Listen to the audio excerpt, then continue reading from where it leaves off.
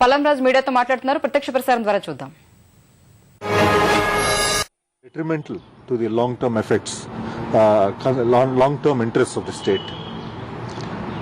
The three regions of Andhra Pradesh, it is important for the people to live in harmony, and this issue should have been addressed before rushing into the cabinet note.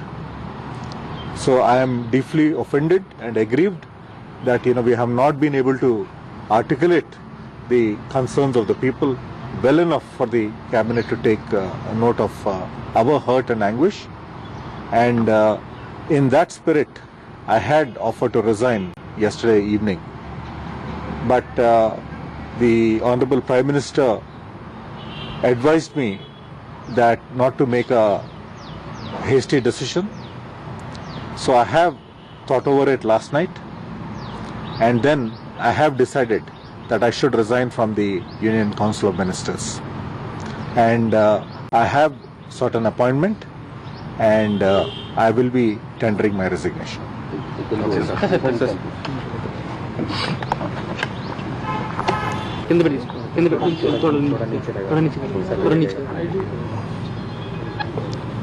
Andhra Pradesh రాష్ట్ర విభజనకి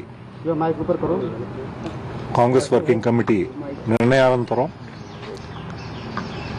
ప్రజల్లో వచ్చిన అలజడి చూసి ఆంధ్ర ప్రాంతంలోని రాయలసీమ ప్రాంతంలోని ప్రజలు చేస్తున్న ఆందోళన, అక్కడ వచ్చిన రియాక్షన్ని బట్టి యాంటనీ కమిటీని పార్టీ ఫామ్ చేయడం జరిగింది.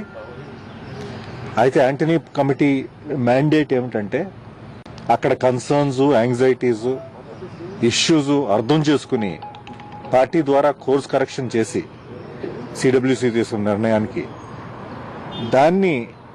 దాని ప్రకారం ప్రభుత్వానికి ఒక డైరెక్షన్ ఇస్తారనే హోప్తో మేమందరం కూడా ఆశించాం. కానీ యాంటనీ కమిటీ